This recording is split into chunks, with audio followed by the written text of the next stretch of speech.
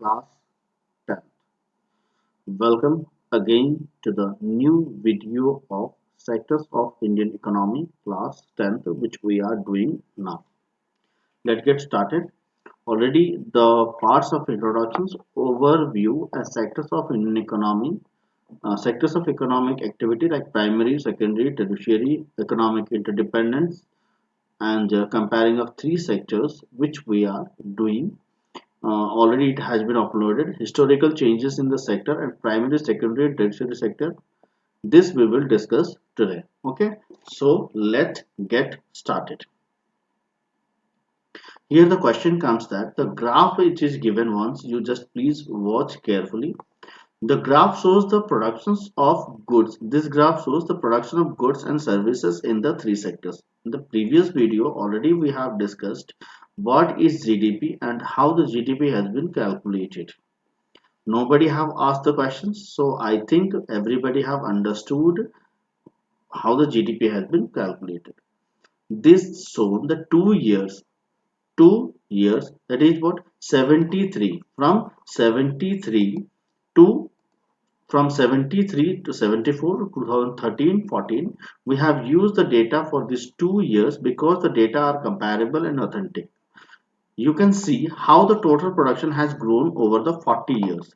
You can see that here. Just let's discuss what here you can see that this blue line indicates the primary sector, that little red line we can say it indicates secondary sector, and this line this color indicates tertiary sectors. In 73-74, if we discuss, agriculture sector is more as compared to the other two sectors GDP contributions. Getting my point here? But service sector anyway almost we can say what equal, that service sector and agriculture sector, but industrial sector is not contributing more GDP during that time. But 2013-14, if you say, gradually the industrial sector's GDP contribution is increased and service sector's GDP contribution increased rapidly, whereas agriculture sector's GDP contribution also increased, but not as compared to the industry and service sector. This is what comparison which we found. We will find the reasons also why this is so. So before entering into this, the questions which is given in this side, answer the following questions by looking at the graph. This you have to answer and you have to comment me, or else you have to give answers in your WhatsApp group, right? I need these answers. The next watcher, can you say which topic we are doing now? This is the topic which we are doing, that is primary, secondary and tertiary sector in India. That means that before already we have done the topics like primary, secondary and tertiary sector, what it is, but the status of these three sectors in India, that is we are going to discuss in this chapter, in this video, right? So then what does the comparison between 73, 74 and 2013-14 shows? ये comparison हमको क्या दिखाता है? What conclusion can we draw from the comparison which I have discussed with you right now? Let's see what it is. Let's find out. Let's find out. See, rising importance of the tertiary sector in productions, which we have conclude. What we have conclude? Rising importance of tertiary sector. You can see importance of service sector has increased or not. Over the 40 years between 73, 74, 13, 14, while productions in all three sectors has increased, it has increased in most in tertiary sector. As a result, in the year 2013-14, the tertiary sector has emerged as the largest producing sector in replacing the primary sector. Yes or not? 70-74, primary sector was the producing sector, but 2013-14, primary sector becomes one of the producing sector. How does it calculated? It is calculated based on the sectoral GDP contributions, right? Then, और यार क्या हुआ बेटा, क्यों आए हो, कुछ doubt है क्या? देख लेते हैं. Why is the tertiary sector become important in India? अभी ये सही में इनका क्वेश्चन जायज है, क्योंकि अभी तक हम देख रहे हैं 73, 74 और 13, 14 में क्या हुआ है, सर्विस सेक्टर डेवलप हुआ है बोला गया 13, 14 में. ये क्यों हुआ है इनने पूछा है। तो भाई आपको हम दुखी नहीं करेंगे, आपका आंसर हम अभी बताएंगे। सुनिए क्या है, there could be several reasons, इसका बहुत सारा रीजंस हो सकता है। तो हम जस्ट 4 रीजन देखेंगे क्यों ये सर्विस सेक्टर क्या हुआ, डेवलप हुआ है। पहला रीजन देखते हैं। First, if any country several services such as hospital, educational institutions, post and telegraph services, police stations, court, village administration offices, municipal corporations, defense, transport, bank, insurance companies, etc. are required। कोई भी एक country के लिए ये जो मैंने अभी read किया ये सभी चीजें जरूरी है, यस और not. This can be considered as basic service.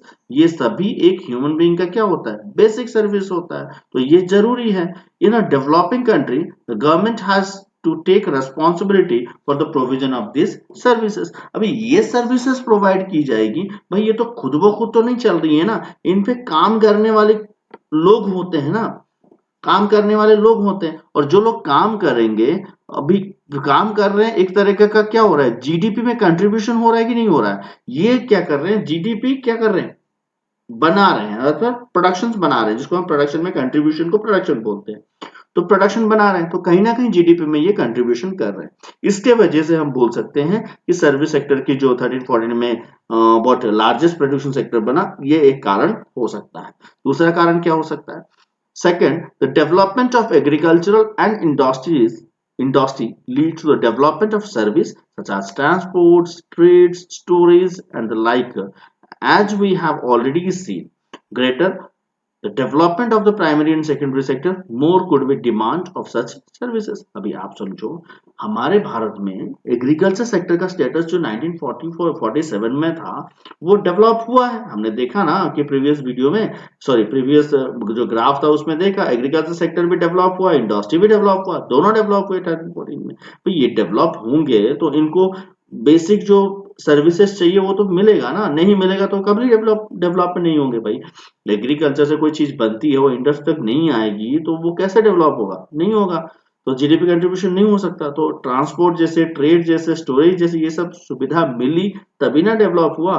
तो इन दैट केस हम बोल सकते हैं इनडायरेक्टली जो सर्विस सेक्टर का यहाँ पे हेल्प लिया गया, ये भी एक कारण है जिसकी जगह हम बोल सकते हैं कि सर्विस सेक्टर इमर्ज हुआ as a largest producing sector. तीसरा पॉइंट क्या है, as income level rises, certain sections of the people started demanding many more services like eating out, tourism, shopping, private hospitals, private schools, professional training, etc. अभी जैसे लोगों का क्या हुआ, बहुत सारी चीजें डेवलप हो गई, इनकम डेवलप हुआ, काम करने लगे सब, तो भाई चिल भी होना है ना, मतलब क्या, एंजॉय भी करना है ना, लाइफ को एंजॉय करना। ईटिंग आउट मतलब रेस्टोरेंट में जाना, ताज होटल में खाना खाना, जम्मू कश्मीर नैनीताल घूमने जाना, शॉपिंग करना, प्राइवेट हॉस्पिटल्स का फैसिलिटी लेना, प्राइवेट स्कूल का फैसिलिटी लेना, बहुत सारे प्रोफेशनल ट्रेनिंग्स लेना, ये सब जब बढ़ा, ये सब सर्विस सेक्टर की कैटेगरी में ही आते हैं। तो ये जो डिमांड लोगों की बढ़ी, ये कहीं ना कहीं एक रीजन हो सकता है जो टेरिशरी सेक्टर को डेवलप किया है, right.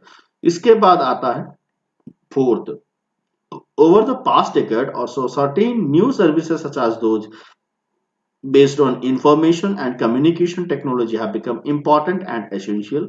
The production of this service has been rising rapidly। जैसे 1985 के बाद से हमारा टीवी, उसके बाद टेलीफोन्स, उसके बाद अब देखो इंटरनेट, मोबाइल फोन्स, ये सब जो डेवलपमेंट हुई है ना, ये बहुत स्पीडी रिकवर डेवलपमेंट हुई है।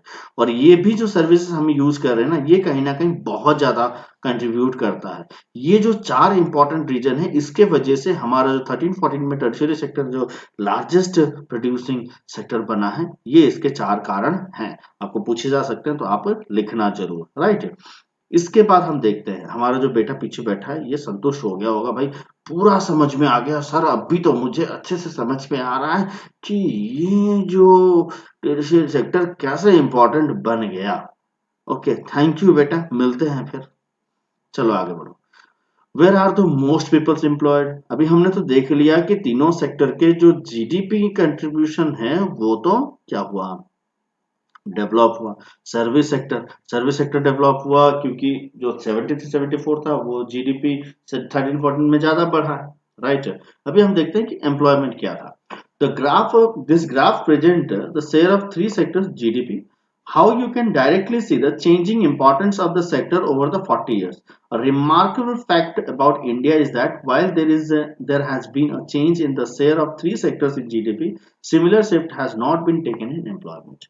अभी ये देखो GDP जो है सेम चीज, अब देखो GDP कंट्रीब्यूशन इनका क्या है, इनका क्या है, इनका क्या है, ये चीज के बाद आपका क्या आता है, एक शेयर ऑफ एम्प्लॉयमेंट आता है। यहाँ पे मैं दे रहा हूँ देखो, आपका जो 77 78 का यहाँ दिया गया है, 71% पीपल्स एग्रीकल्चर सेक्टर में काम करते थे, 11 इंडस्ट्री में काम करते थे, 18 सर्विस में काम करते थे। 17 18 जब हम पहुंचे उस समय 44% एग्रीकल्चर सेक्टर में काम कर रहे हैं, 25% यहाँ काम कर रहे हैं और 31। अब देखो जो जीडीपी इंक्रीज हुआ है मगर ये नहीं हुआ है, समझ रहे हो ना। जीडीपी जिस लेवल में कंट्रीब्यूशन हो रही है उस लेवल में एम्प्लॉयमेंट यहाँ पे कंट्रीब्यूशन नहीं हुआ है या एम्प्लॉयमेंट नहीं मिला है, और जीडीपी एग्रीकल्चर से सेक्टर का कुछ नहीं आ रहा है और यहाँ पे एम्प्लॉयमेंट ज्यादा है। ये भाई कौन सा खेल है, कुछ समझ में नहीं आ रहा है। देख लेते हैं। The graph shows that share of employment in the three sectors 77 78 17 18 the primary sector continue to be largest employer even now, आज भी। अरे भाई आपको भी अभी डाउट आया क्या, फिर क्या डाउट आया पूछो। गाल में उंगली रख के आ जाते हैं। चलो, why did similar shift out of primary sector happen in case of employment, ये क्यों हुआ। थैंक यू, अभी हम बताते हैं आपको, सुनो। It is because not enough job were created in the secondary and tertiary sector. देखो जीडीपी कंट्रीब्यूशन तो हुआ, क्या हुआ, jobs create नहीं हुए। Even though industrial output or the production of the goods went up by more than 9 times during the periods, employment in the industries went up by around 3 times। 9 times contribution बढ़ा मगर 3 times employment। He same applies the tertiary sector as well। ये same tertiary sector में भी हुआ है। While production in the service sector rose by 14 times, employment in the service sector rose around 5 times। ये थोड़ा आपको याद करना पड़ेगा, आंसर बहुत अच्छा बनता है ये सब लिखने से। As a result, more than half of the workers in the country are working in the primary sector, mainly in agriculture, producing only about a sixth of 1/6 of GDP। आप समझो टोटल 6 करेंगे तो ज्यादा लोग एग्रीकल्चर में काम कर रहे हैं मगर जीडीपी बहुत कम कंट्रीब्यूट कर रहे हैं। In contrast to this, the secondary and tertiary sector produce the rest of the product produce, whereas the employ less about half the people। बहुत कम है, प्रोडक्शन बहुत ज्यादा है। Does this mean that the worker in agriculture are not producing as much as they could? यहाँ पे जो जितना कर सकते हैं उतना कर नहीं पा रहे हैं, ऐसा कुछ मीनिंग है। What it means is that there are more people in agriculture than in necessary। जितना चाहिए उससे ज्यादा है। So even if you move a few people out, production will not be affected. कुछ लोगों को हम वहां से निकाल देंगे तो इफेक्ट तो होने से रहा नहीं होगा।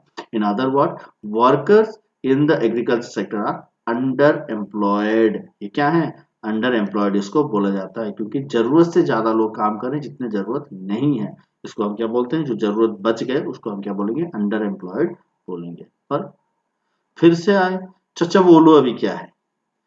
चाचा जी को अभी क्या डाउट है सुन लेते हैं, नहीं सुनेंगे तो रूठ जाएंगे, रोने लगेंगे। What is the meaning of under employed, भाई सुनिए, रुकिए रुकिए बता रहे हैं।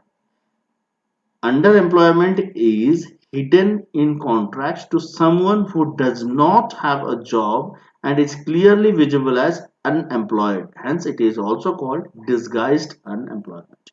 अभी ये समझा देता हूँ थोड़ा, कोई यहाँ पे तो बात आ गया, जितना जरूरत उससे ज्यादा जो लोग काम कर रहे हैं वो जो ज्यादा लोग हो गए उनको हम अंडर एम्प्लॉयड बोलते हैं। बात समझ रहे हो ना।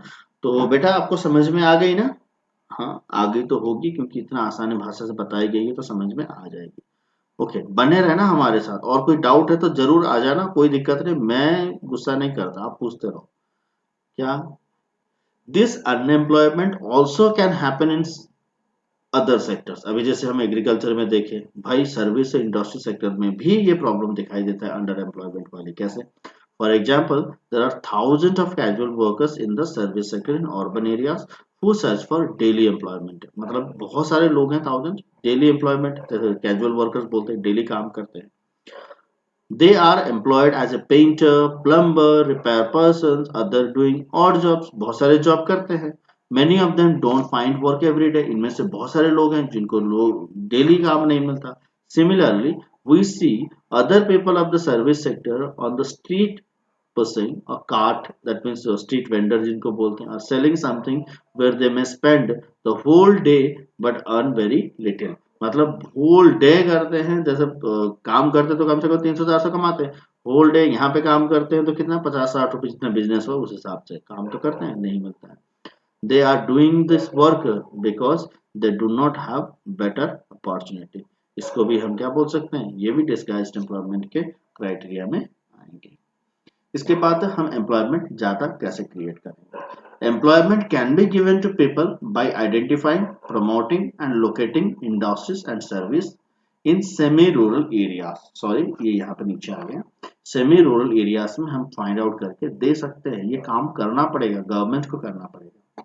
एवरी स्टेट और region has the potential of increasing the income employment for the people in that area. सभी गवर्नमेंट के पास ये पोटेंशियल है कि इंक्रीज कर पाए. It can be done by tourism, regional craft industries और न्यू सर्विस लाइक आईटी. ऐसा कुछ भी करके हम एम्प्लॉयमेंट जनरेट वहां पे कर सकते हैं. एक study conducted by the planning commission, एक स्टडी हुआ था प्लानिंग कमीशन के द्वारा, एस्टिमेटेड दैट कि एजुकेशन सेक्टर जो है ना हमारे भारत में, इसमें 20 लाख जॉब क्रिएट कर सकते हैं, मगर गवर्नमेंट करती नहीं है. क्यों? पैसा देना पड़ेगा, गवर्नमेंट जॉब सैलरी देना पड़ेगा, कहीं ना कहीं वो नहीं, क्या बोलते हैं, बहुत सारे कारण हो सकते हैं गवर्नमेंट के पास, मगर एक स्टडी बोलता है 20 लाख जॉब एजुकेशन सेक्टर में क्रिएट हो सकती है. समझो, बाकी इतने सारे सेक्टर हैं, हर सेक्टर में जॉब क्रिएट किया जाए तो भारत में ये एम्प्लॉयमेंट की प्रॉब्लम, एम्प्लॉयमेंट की प्रॉब्लम रहेगी नहीं. अनएम्प्लॉयड कोई नहीं रहेगा, सबको जॉब मिलेगा. Right. The central government in India made a law implementing the right to work in about 625 districts of India. हमारे भारत में किया गया है, जिसको हम बोलते हैं Mahatma Gandhi National Rural Employment Guarantee Act. इसको अभी NREGA बोला जाता है, महात्मा गांधी हटा दिया गया है, 2005 में ये पास हुआ था.